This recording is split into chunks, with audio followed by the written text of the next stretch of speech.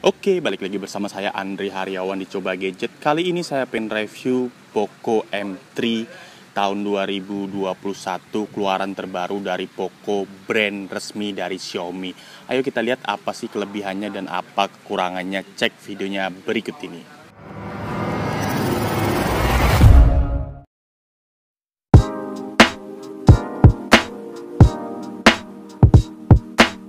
Ini dia Poco M3, keluaran terbaru dari Xiaomi yang mengemparkan di kelas entry level dengan RAM 6GB dan ROM 128GB. Dilengkapi dengan layar 6,5 inci Full HD Plus yang cukup mengganggu kompetitor lain di kelas ini dan cukup worth it sih kalau kita beli di angka 2,2 jutaan.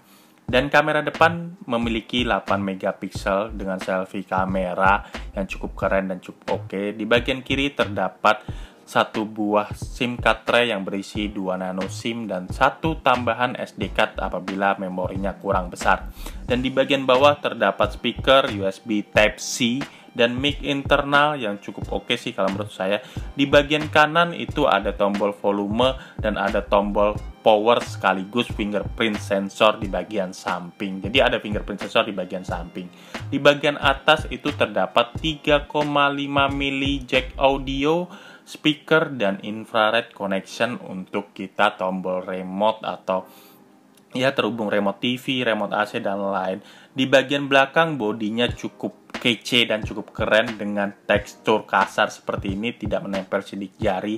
Ya kayak game-game terbaru import store gitulah. Body-bodinya cukup keren dan cukup ikonik sih di kelas entry level dan berani tampil beda untuk Poco ini. Dia memiliki 3 kamera belakang, 48 megapiksel wide, 2 megapiksel makro, dan 2 megapiksel deep sensor yang cukup oke sih. Sudah dilengkapi 3 kamera, walaupun kamera utamanya cuma satu aja dan sisanya itu cuma pelengkap saja sih kalau menurut saya. Jadi masih worth it lah di kelas 2 jutaan. Dan ini kita pengen lihat sih speknya di bagian pengaturannya. Apakah worth it atau enggak dibeli untuk ukuran spek di bagian pengaturannya ini? Kalau menurut saya sih ini merupakan entry level yang sangat-sangat ditakuti oleh kompetitornya. Di sini kita bisa lihat versi MIUI-nya atau 12 dan bisa terlihat sih terpakai memorinya baru 19GB dan ini bisa kita lihat keseluruhan aplikasinya atau spesifikasinya RAM 6GB dengan octa-core max 2 GHz dan di sini cukup keren banget sih untuk sistem operasinya. Jadi ya bisa dibilang sangat-sangat worth it dibeli di angka 2 jutaan. Dan merupakan rekomend sih kalau di kelas entry level. Dan untuk hasil kameranya kita pengen tes sih untuk hasil kameranya seperti ini. Kita pengen tes untuk kamera belakang dulu, hasilnya seperti ini. Dan untuk kamera mode portraitnya hasilnya seperti ini. Dan kita pengen tes untuk hasil selfie kameranya untuk mode biasa terlebih dahulu. Ini di low light sih, di dalam ruangan hasilnya seperti ini. Dan untuk mode portrait pada kamera depannya hasilnya seperti ini.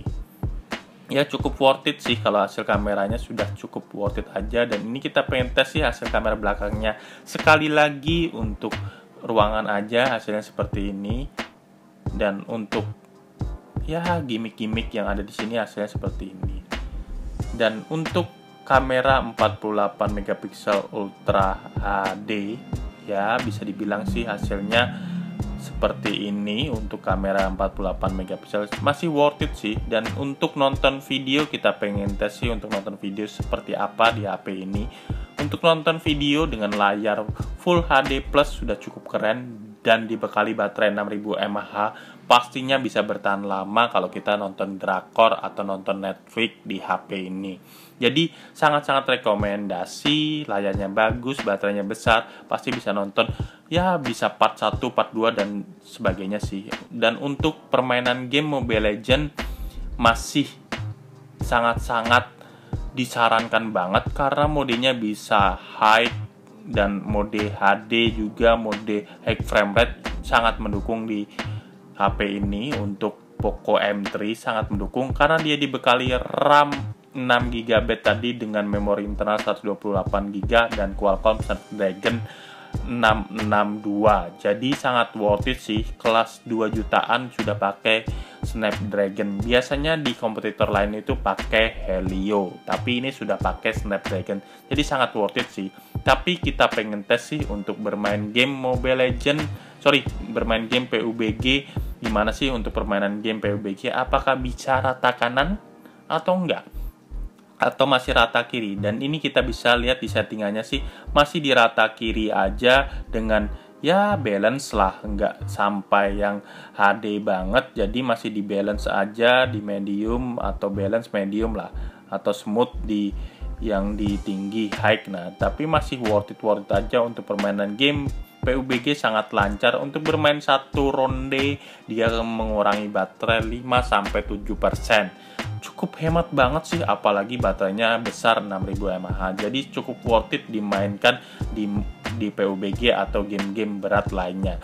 Ya paling sih kalau untuk ukuran aja sih, ukuran HP-nya ini lumayan tebel sih. Jadi ya agak kurang nyaman kalau dalam bermain game PUBG. Saya rasa sih kalau untuk daya tahan baterai dan kapasitasnya sudah cukup oke dan cukup keren. Dan saya rekomendasi untuk bermain game di HP ini. Kesimpulannya, dari segi body, HP ini cukup unik dan cukup ikonik sih, dan mengundang mata untuk melihat HP ini dan cukup menonjol kalau dalam segi body. Tapi kalau dalam segi performance sih sangat-sangat worth it untuk kelas 2,2 jutaan. Nggak terlalu berlebihan banget, tapi nggak terlalu ya biasa-biasa aja lah, dan cukup worth it untuk dibeli di kelas 2,2 jutaan. Saya sih saran kalau Anda penyuka warna yang kuning, silakan beli yang kuning. Kalau Anda penyuka warna yang biasa gelap-gelap ini, silakan beli warna yang hitam. Jangan lupa untuk like, share apabila Anda suka pada video ini, dan subscribe di channel saya Coba Gadget. Ini adalah hasil video pada Poco M3. Sudah cukup worth it sih kalau kita bikin video Full HD yang keren banget, dan wajah saya juga kelihatan lebih cerah sih. Saya tadi lepas masker untuk bikin video ini, dan oke banget sih, dan worth it sih. Ini adalah hasil video pada kamera belakang Poco M3. Memang nggak ada stabilizernya, tapi sudah cukup oke sih kalau menurut saya, dan cukup keren sih kalau menurut saya hasil videonya. Ya nggak buruk-buruk banget lah, HDR-nya sudah cukup oke juga. Ini hasil video belakang pada Poco M3.